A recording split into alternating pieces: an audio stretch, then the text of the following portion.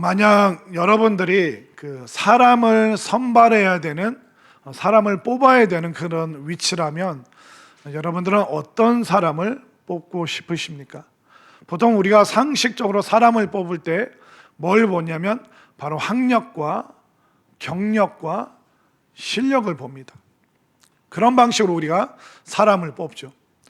그러면서 여러 가지 실력을 갖추면서 또 인간관계도 잘하고 꼼꼼하고 또 일 처리를 그때마다 일감이 주어질 때마다 꼼꼼하게 잘 처리한다면 이런 사람을 아마 우리가 육각형의 그 완성도 높은 사람이라고 생각할 것이고, 그런 실력과 경력과 학력뿐만 아니라 성품도 잘 갖추고 있다면 100점 만점으로 우리가 사람을 뽑을 겁니다.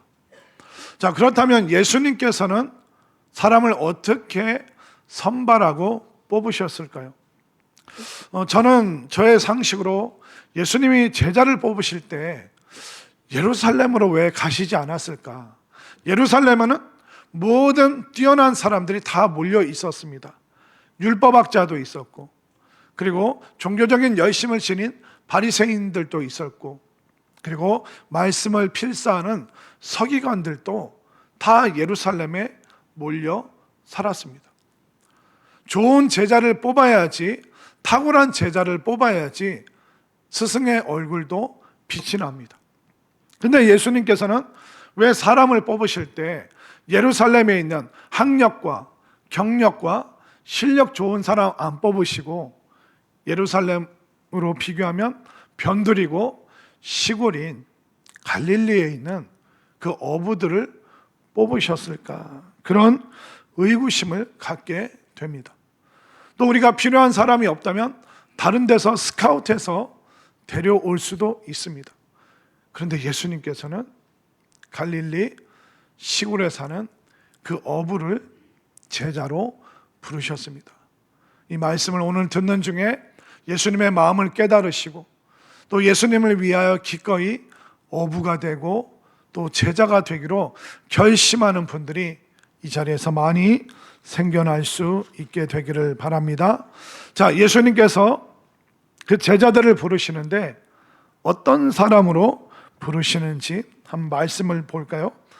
자, 19절 말씀을 보겠습니다. 함께 읽습니다. 시작. 말씀하시되 나를 따라오라. 내가 너희를 사람을 낚는 어부가 되게 하리라 하시니. 자, 갈릴리 호수에서 물고기를 잡는 어부들이 있어요. 근데 그들을 부르시면서 이제 다른 사명을 주시죠. 내가 너희를 사람을 낚는 어부가 되게 하리라. 원래 헬라어 원어에는 사람을 낚는다라는 표현이 나오지 않고 사람을 위한 어부, 사람들의 어부라고 성경이 표현하고 있습니다. 예수님께서 왜 그들을, 물고기 잡는 어부들을 사람들의 어부라고 표현하셨을까요? 그 이유는 뭐냐면, 자, 어부는 뭡니까? 물속에 있는 물고기를 잡아 끌어올리는 역할을 하는 사람들이 어부죠. 그런데 사람들의 어부라는 것은 무슨 뜻일까요? 그것은 바로 뭐냐면, 사람들이, 너무나도 많은 사람들이 죄와 사망의 깊은 바다에 빠져 있기 때문에 그 죄와 사망, 그 저주에 빠져 있는 그들을 끌어올리는 그런 사람이 되어라. 그런 어부가 되어라. 그래서 예수님께서 물고기 잡는 그들을 사람의 어부로, 죄와 사망에 빠져 있는 그들을 끌어올리는 역할로 예수님께서 그 어부들을 제자로 부르고 계시는 것이죠. 그런데 사실 어떻게 보면 세상 모든 사람들이 죄와 사망의 바다에 빠져 있습니다. 그런데 이것을 인식하고 인정하는 사람은 없습니다. 사실 우리도 그 죄와 사망이 우리를 짓누르고 있는지 깨닫기가 어렵죠.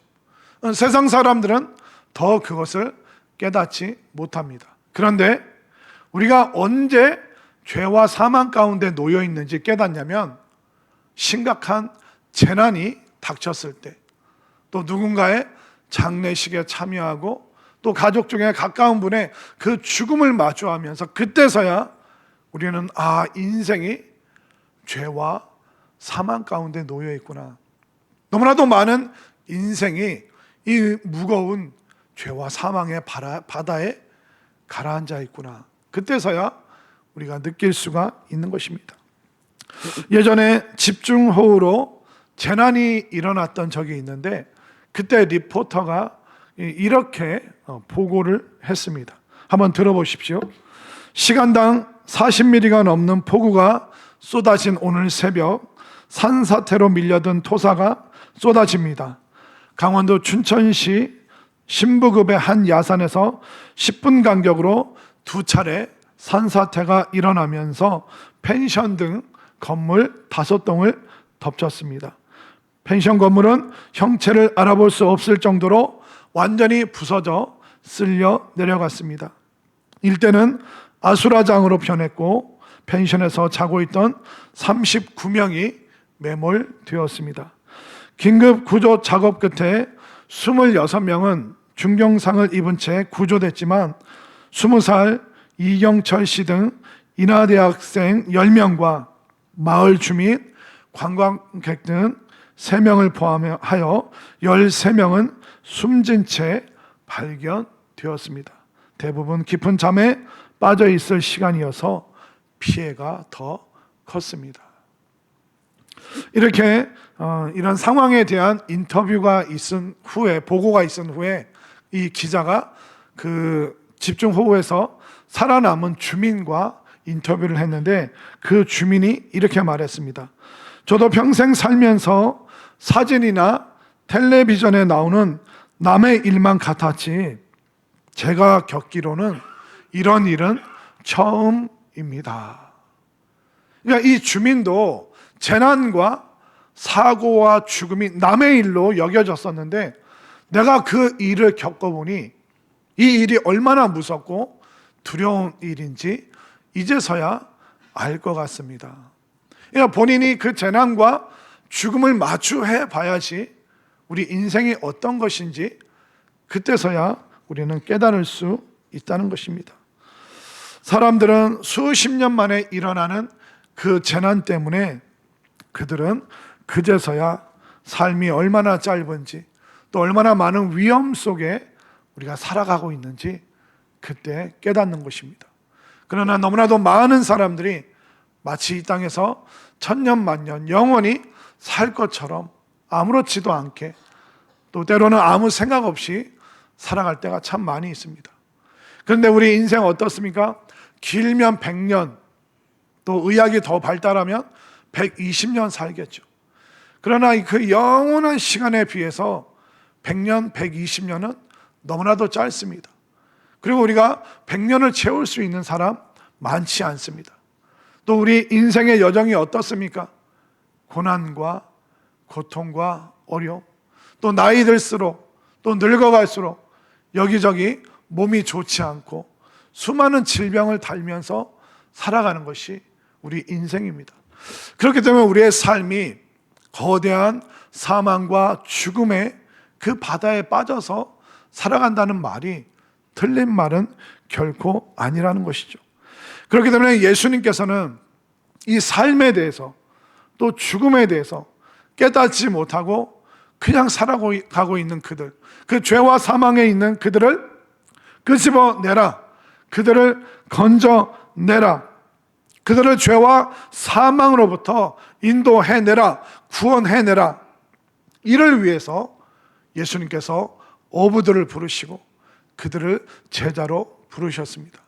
오늘 이 음성이 여러분들에게도 들려져서 여러분들도 사람들을 죄와 사망에서 끌어내는 어부로 또 주님을 따르는 제자로 결단하고 결심할 수 있는 여러분들이 될 수 있게 되기를 바랍니다. 자, 이렇게 예수님은 그 당시 물고기 잡는 어부들을 제자로 부르셨죠. 그러다 보니까 이 신약 시대 때는 이 물고기가 믿음의 사람들에게 굉장히 놀라운 어떤 하나의 상징이 되었습니다. 자, 물고기를 뭐라고 표현하는지 아세요? 자, 한번 화면으로 한번 보겠습니다. 자, 이게 헬라어로 익투스라는 단어를 쓰고 이제 바퀴 모양을 이제 써놨는데, 이게 에베소 지역에 있는 유적지에서 발견한 익투스라는 단어입니다. 익투스가 뭐냐면 바로 물고기라는 표현인데, 신약 시대 때는 박해와 핍박이 많았습니다. 그러다 보니까 그들이 모일 때 함부로 아무렇게나 모일 수가 없었습니다. 그래서 익투스라는 물고기, 그냥 물고기입니다. 물고기라는 단어와 그 모양을 그리면, 아, 이번 주에는 저 집에서 예배가 있구나. 그 다음 주에 또 박해와 그 고난을 피해서, 로마 군인들의 그 시선을 피해서 다른 집에다 익투스라고 쓰고, 때로는 그 옆에 물고기 모양을 쓰기도 했습니다. 그러면, 아, 다음에는 저 집에서 우리가 예배를 드리는구나. 그래서 그 신약 시대 때 성도들에게 이 물고기라는 익투스라는 단어는 바로 그들이 박해를 피하기 위한 암호와 같은 그 표현으로 물고기, 익투스라는 단어를 썼습니다. 그 다음 사진을 보면 저 익투스를 오늘날 저렇게 표현을 하는데, 그 물고기 표시 안에 익투스라는 단어가 들어가 있죠. 예전에 그 크리스찬들 그 자동차 뒤에 저런 표시를 하면서 내가 믿음의 사람입니다라는 그런 고백의 용어로 사용되었죠. 근데 익투스라는 이 물고기를 이제 신약 시대 때 사람들은 그 어떤 이니셜로 사용을 했냐면, 첫 번째 그 다음 단어를 한번 보여주실까요? 자, I자부터 시작하죠. 그래서 첫 번째 그 I자는 예수스라고 해서 예수님이라는 단어고요. 그 다음에 X자로 시작하는데, 그때는 크리스토스, X자는 이제 크자라는 발음으로 표현이 됩니다. 그래서 크리스토스는 그리스도라는 단어고요. 그 다음 세 번째 단어는 데오스라고 해서 하나님의라는 표현이 됩니다. 그 다음에 네 번째 단어는 휘오스, 바로 아들이라는 의미고요. 또 마지막 다섯 번째 단어는 S자로 시작하는데 소테르, 구세주. 그래서 익투스라는 이 단어의 그 단어를 이니셜로 해서 바로 5개의 단어로 표현이 되는 것입니다. 그래서 이 5개의 단어를 조합을 하면 익투스를 오늘날 우리가 뭐라고 읽을 수 있습니까? 마지막 그 줄을 읽겠습니다. 시작.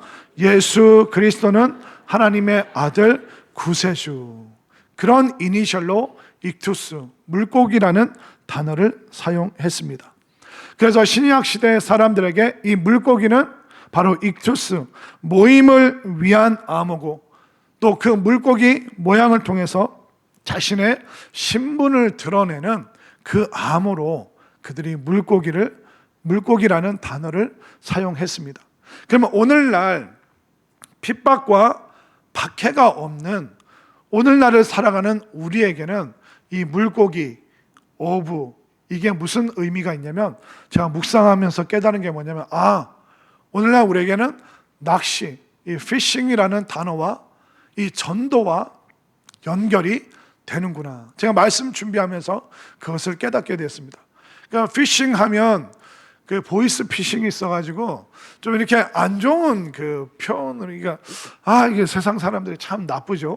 이게 안 좋게 이제 표현이 되는데, 사실 낚시를 한다, 건져 올린다, 이 피싱과 이 전도가 딱 연결이 되더라고요.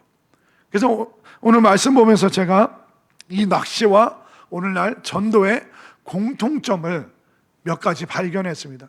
첫 번째 공통점은 뭐냐면, 이 낚시와 전도는 이 손맛을 잊을 수가 없습니다. 여자분들은 이렇게 낚시를 많이 안 해보셔서 잘 모를 텐데, 저도 처음 낚시를 언제 했냐면 고등학교 1학년 때 저희 반에 세진이라는 친구랑 가까이 지냈는데, 이 세진이가 낚시를 좋아했어요. 그러니까 아버지가 낚시를 하시니까 이제 이 세진이가 어릴 때부터 따라다녔죠. 그런 얘기를 하면서 어느 날 저한테 내일 같이 낚시를 가자고, 아마 그때가 토요일쯤이었던 것 같아요. 고1 때 이 친구가 낚시 도구를 다 챙겼습니다. 같이 버스를 타고 평택에서 한 4, 50분 버스를 타고 왔나? 그래서 아마 지금으로 치면 뭐 아산만에 가까운 그런 강쯤이었던 것 같아요.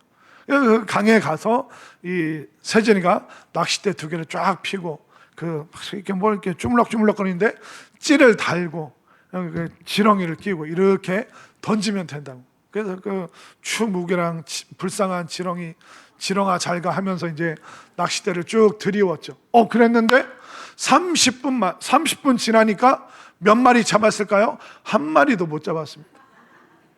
이게 낚싯대를 들이우고 뭐 건져내지도 않고 계속 기다렸습니다. 1시간이 지났는데 몇 마리 잡았을까요? 예, 한 마리도 못 잡았습니다. 2시간 지나니까 지치는 거예요. 와, 아무런 물고기 얼굴도 구경도 못하고. 그러니까 이제 세진이나 저나 이제 지루하고 답답하니까 이게 물 수제비도 하고 또 이렇게 숲을 또 막 헤치면서 금은 보화가 있나 막 이렇게 돌아다니기도 하고. 그렇게 이렇게 놀다가 구경하다가 3시간 좀 지났는데 놀다가 가보니까 제 낚싯대가 이렇게 걸려있던 게 바닥에 떨어져 있는 거예요. 그래서 세진이가 빨리 당겨봐. 그래서 이게 쫙 당겼는데 안 끌려오는 거예요. 와, 이 힘이 얼마나 센지 적어도 1m짜리는 된다. 제가 필사의 각오로 막 이게 쫙 당겼는데 어떤 게 올라왔을까요? 한 20cm 정도 되는 붕어가 한 마리 올라왔어요. 그 사투를 벌이는데 막 수십 분이 아니라 한 2분 동안 천천히 끌어당겼는데, 근데 올라오면서 푸덕푸덕 하는데 와, 그 낚싯대가 그 떨림이 손으로 전달되는데 그 떨림을 아직 잊을 수가 없습니다. 제가 이 얘기하니까 평소에 낚시하셨던 분들 그 장면과 낚싯대 그게 쫙 이 장면이 펼쳐지시죠. 그때 처음 이제 제가 손맛이라고 할까요? 태어나서 처음으로 그 붕어를 낚싯대로 잡아본 적이 있습니다. 또 제가 언제 낚시를 해봤을까요? 제가 미국에 유학 갔을 때 모시고 있던 담임 목사님이, 이분이 강화도 출신이에요. 어려서부터 그냥 물에서 사시던 분, 밥도 물에서 바다에서 먹고 공부도 바다에서 하시고 그냥 바다가 이분에게는, 이 목사님한테는 놀이터였어요. 근데 이 담임 목사님은 1년에 2번 교육자 수련회를 했습니다. 전반기에는 같이 이민 목회에 대해서 또 읽었던 책에 대해서 독서 나눔을 하는 그런 수련회를 2박 3일, 또 후반기에는 또 한 해 동안 사역을 어떻게 했는지 점검하고 또 이민 목회를 어떻게 해갈 것인가, 그런 목회적인 그런 계획을 나누는데, 어느 해에는 저희 교역자들이 굉장히 정말 한 팀이 되는, 그러니까 EM 미니스트리라고 해서 잉글리시 미니스트리, KM이라고 해서 코리안 미니스트리, 그러니까 영어를 하는 사역자와 한국말 하는 사역자가 의사소통이 잘 안 되는데, 근데 어떤 해에는 너무 이제 스티브 전도사님이라고 계셨는데 EM 전도사님과 너무 사역이 잘 되는 거예요. 서로 도와주고 서로 응원하고 격려하고, 그러니까 정말 부서가 부흥하고 그랬습니다. 그러니까 이제 어느 해 이제 가서 독서 모임과 또 이제 이민 목회 그런 공부를 해야 되는데, 목사님께서 너무 우리 교육자들 수고 많다고 이번 수련회 가서 바다 낚시 해본 적 있냐고, 바다 낚시 안 했으면 내가 이번에 바다 낚시 한번 경험하게 해주겠다. 그러면서 이제 저희들을 이제 배에 실어서 2시간 동안 쫙, 그냥 배 운전은 미국 선장님이 하는 거죠. 또 미국 어부분들도 있고요. 바다 낚시 갔는데 진짜 말 그대로 넣으면 나오는 거예요. 이렇게 넣고 또 이렇게 릴을 돌리면 또 나오고 또 나오고. 그래서 3명이서 2시간 동안 100마리 넘게 잡았습니다. 여러분들 2시간 동안 100마리, 이게 여러분들 나가서 한번 해보세요. 갑천 가서 낚싯대 들였다 넣었다 뺐다 해보세요. 그게 나오나 안 나오나. 근데 미국은 이제 사람들이 물고기를 안 잡아먹는지 막 넣으면 나오는 게 우럭 같은 게 계속. 어느 순간 팔이 아파서 목사님 더 이상 못하겠어요. 전도사님 힘을 내십시오. 우리는 물고기 낚는 어부입니다. 오늘은 사람 낚지 않고 물고기. 막 이게 이것도 너무 하다 보니까 힘들더라고. 그러니까 한 100마리 정도 채워가지고 이제 나온 적이 있는데, 와, 물고기 잡잖아요. 끌어올리잖아요. 너무 기분이 좋습니다. 그러니까 잊을 수가 없어요. 근데 우리가 전도하다 보면 이런 일을 경험할 때가 있습니다. 그냥 뭐 오랜 친구고 직장 동료인데 그냥 툭 전도에 대해서 던질 때가 있잖아요. 아, 이번 주가 부활주일이다, 추수감사주일이다, 교회에서 뭐 잔치처럼 식사도 많이 준비하고 교회 새로 오는 사람 오면 선물도 준대. 혹시 교회 갈래? 그러니까 믿음 없이 그냥 툭 던졌는데 그 친구가, 그 동료가 그럴까요? 교회 한번 가볼까요? 사실 저도 뭐 말은 안 했는데 초등학생 때까지 교회를 다니고 그 후에는 교회를 안 다녔습니다. 그리고 저희 먼 친척 중에 목회자가 있습니다. 아, 그 말씀 들으니까 저 오랜만에 교회 한번 가봐야겠네요. 이렇게 생각지도 못했는데 탁 그냥 걸려서 넘어올 때가 있죠. 그럼 너무 신기하죠. 그리고 우리가 전도지를 나눴는데, 와, 이거 전도지 받고 오는 사람이 있을까? 근데 그 전도지를 받고 온 사람이 진짜 있습니다. 그 주보를 받고 진짜 교회 오시는 분들이 있어요. 그럼 너무 우리가 깜짝 놀랄 정도의 기쁨이 가득하죠. 또 예전에 있던 교회에서 어떤 여자 집사님이 계셨는데, 이 남편이 평생 속만 썩이고 뭐 교회도 안 와주고 막 너무 힘들었어요. 근데 계속 이제 전도 훈련을 받다 보니까, 그래, 또 이번에 전도 훈련 받고 또 남편 전도해야지. 근데 이 남편이 말을 안 들으니까 이 여자 집사님이 어떻게 전도 훈련을 했냐면 집에 개를 앉혀놓고 전도 훈련을 하는 거예요. 남편이 하도 말을 안 들으니까 이제 개를 앉혀놓고 훈련을 하는 거예요. 야, 앉아. 야, 내 말 잘 들어. 하면서 쭉 읽는 거죠. 그렇게 전도 훈련해서 믿음 반, 믿음 없이 또 그렇게 반반의 마음으로 남편한테 쫙 얘기를 했는데, 아유, 그래, 당신이 평생 소원이 내가 교회 가는 건데 알았어, 이번 주부터 교회 따라가 줄게. 이런 일들을 경험하다 보면 어떨까요? 와, 이 전도의 기쁨, 전도의 맛을 보게 되는 것이죠. 이 낚시와 전도가 뜻하지 않게 그 손맛, 그 영혼을 건져 올리는 그 기쁨을 맛볼 때 이루 말할 수 없다는 것입니다. 또 이 낚시와 전도가 어떤 공통점이 있을까요? 도구를 사용해야 됩니다. 여러분들 갑천 가서 이게 대청호 가서 손을 물속에 넣어 보십시오. 물고기 한 마리라도 잡을 수 있는지. 한 마리도 못 잡아요. 그러니까 도구를 써야 됩니다. 낚싯대를 써야 되죠. 그러니까 전도도 그냥 덮어놓고 하면 안 됩니다. 도구가 필요해요. 뭐가 필요할까요? 기도. 우리가 기도로 준비를 해야 돼요. 그리고 또 믿음의 말. 내가 안 믿는 사람 만났을 때 무슨 말을 해야 될까? 이걸 도구를 준비해야 돼요. 또 세 번째는 뭐예요? 담대함. 그래서 기도로 믿음의 말을 담대하게 전할 때, 이 도구를 사용할 때 우리가 아름답게 그 영혼을 구원하는 그 기쁨을 맛볼 수 있다는 것을 깨달으시기를 바랍니다. 또 낚시와 오늘날 전도의 이 공통점이 뭘까요? 세 번째는 내 뜻대로 안 됩니다. 여러분들 가서 낚시 한번 해보십시오. 어떤 날은 잡히는 날도 있는데 어떤 날은 공을 치고 한 마리도 못 잡고 돌아올 때도 있습니다. 바다 낚시를 해도 이 물때가 맞아야 된다고 낚시하시는 분들이 얘기를 하더라고요. 때로는 한 마리도 못 잡을 때도 있습니다. 때로는 한 영혼도 우리가 건지지 못하는 그런 날도 있습니다. 그러나 낚시하는 분이 오늘 안 됐다고 해서 내일 안 갈까요? 그 다음 주에 안 갈까요? 아니요, 또 기대와 소망을 가지고 또 갑니다. 또 공을 쳤어도 또 나갑니다. 끊임없이 나갑니다. 언젠가는 잡힐 것을 알기 때문에. 우리가 이제 3월달 되면, 춘3월이 되면 또 다시 화목한 전도를 시작할 텐데, 그때 여러분들이 기대와 소망을 가지고, 또 때로는 영혼이 돌아오지 않아도 여러분들 절대로 포기하지 마시고 끈기 있게 인내심으로 이 전도의 자리에 나가 주시기를 바랍니다. 왜 때로는 잡히기도 하고 때로는 왜 안 잡히기도 할까요? 왜냐하면 더 깊은 곳에 있는 그 죄와 사망의 더 깊은 곳에 있는 그 영혼은 끌어올리기까지 오랜 시간이 걸립니다. 그렇기 때문에 오늘 안 올라온다고, 오늘 안 딸려온다고 여러분들 실망하지 마시고 거의 다 왔습니다. 거의 다 왔기 때문에 기도로, 또 믿음의 말로 담대함으로 여러분들 잘 준비할 수 있게 되기를 바랍니다. 또 낚시와 전도의 공통점이 뭘까요? 양식과 양육이 된다는 겁니다. 그러니까 매번 잡다가 어떤 분이 지혜를 짜내겠죠.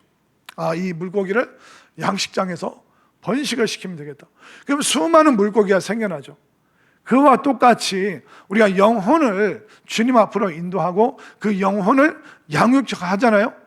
그럼 내가 못했던 그 전도와 놀라운 믿음의 일을 처음 믿는 그분이, 안 믿었던 그분이, 처음 믿는 그분이 진짜 많은 사람들을, 불신 영혼들을, 죄와 사망에 있는 많은 사람들을 끌어오는, 또 그들을 구원하는 일을, 해내는 일을 참 많이 하게 되는 것을 우리가 알 수 있죠.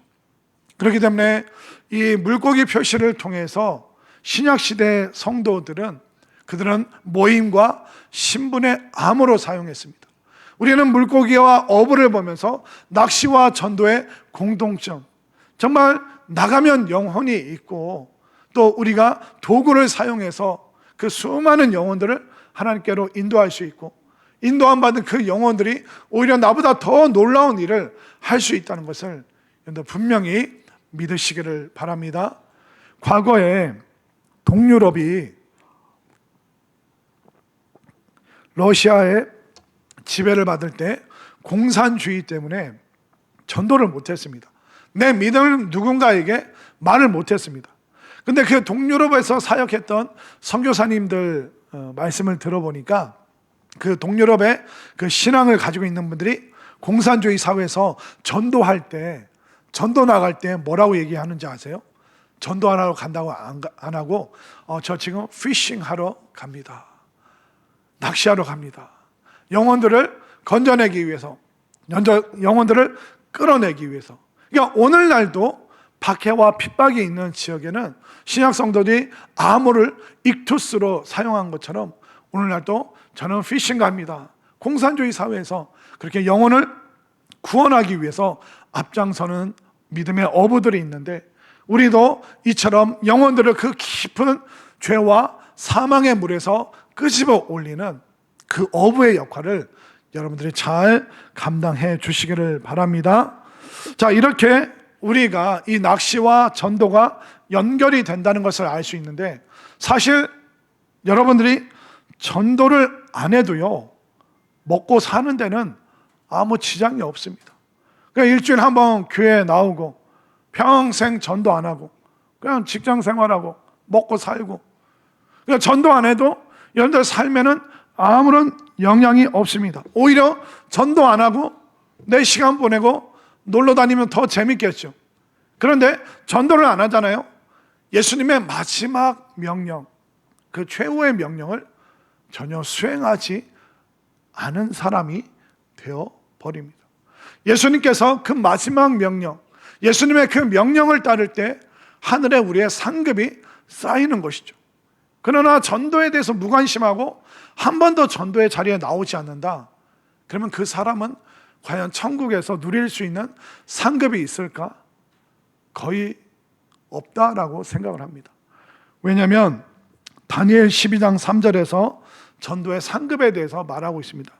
함께 읽겠습니다. 시작. 지혜 있는 자는 궁창의 빛과 같이 빛날 것이요 많은 사람을 옳은 대로 돌아오게 한 자는 별과 같이 영원토록 빛나리라. 우리가 훗날 천국에 가면 상급이 있습니다. 어떤 분들은 해처럼 빛나는 상급, 어떤 분들은 달빛과 같은 상급이 있고, 영혼을 전도한 자들에게는 별과 같은 빛나는 상급이 있습니다.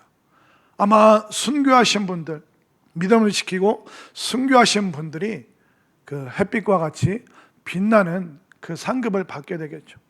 또 수많은 영혼들을 주님께로 인도한 그 부흥의 역사에 주역이 되신 분들이 달빛과 같이 빛나는 영광을 얻게 되겠죠.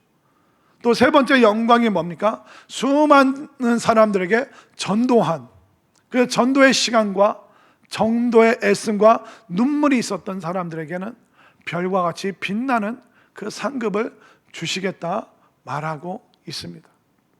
여러분들에게 그 하나님 나라의 그 상급이 어떤 것이 있습니까? 이 전도가 가장 분명하고 확실하고 또 눈에 보이고 또 성경에 기록된 대로 별처럼 빛나는 그 상급이 전도를 통해서 주어진다는 것을 여러분들 믿으시고 이 전도의 일에 또 앞으로 여러분들이 열심으로 참여해 주시기를 바랍니다. 이처럼 예수님께서는 우리를 수많은 그 죄와 사망의 바다에서 영혼들을 건져 올리는 어부로 부르셨습니다. 이때 여러분들은 어떻게 응답하셨습니까?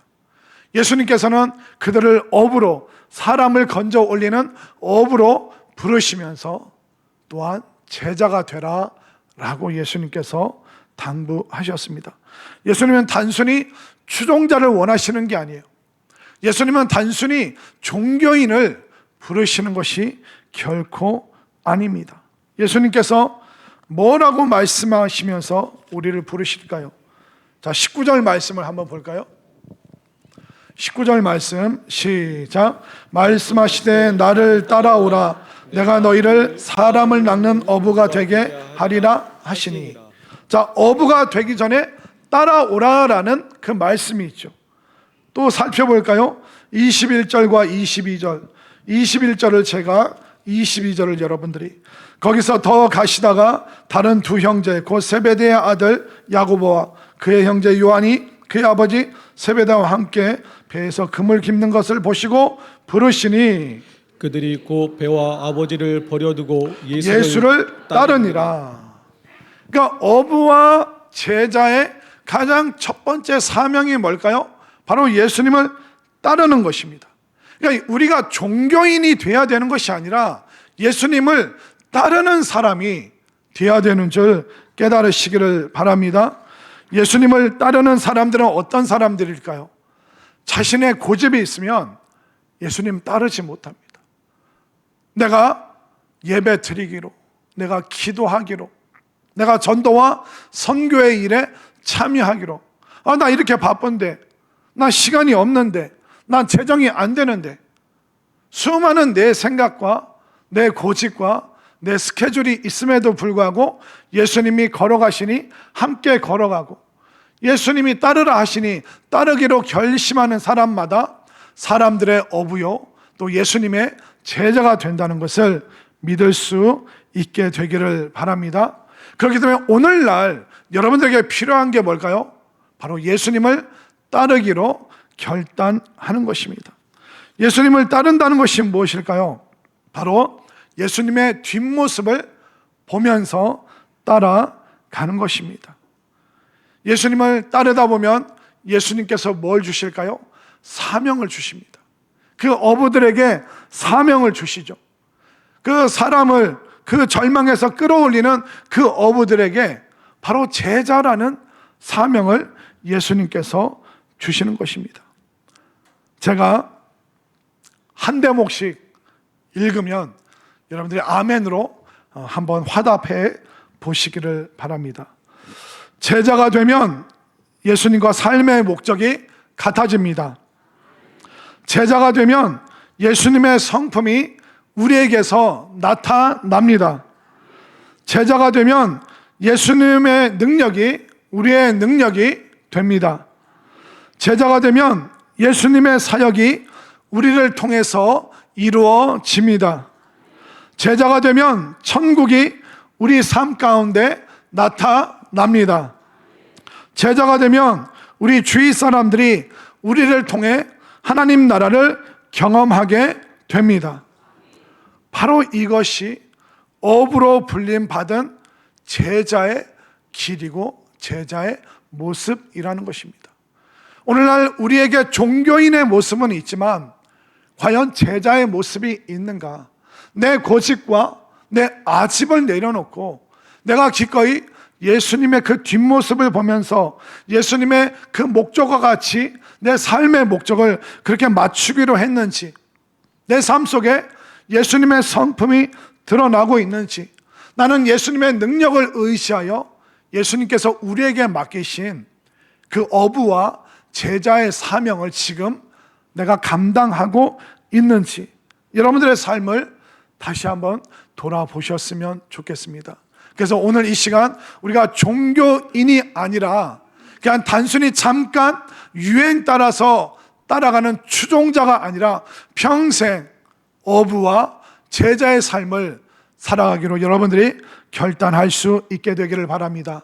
그래야 여러분들을 통하여 그 죄와 사망의 바다에 있는 사람들을 여러분들이 많이 건져내시고 우리가 예수님을 따라가면서 예수님의 성품과 그 사역과 그 능력이 우리를 통해서 나타나는 놀라운 어부와 제자의 삶을 함께 살아가는 우리 모두가 될 수 있기를 간절히 소망합니다.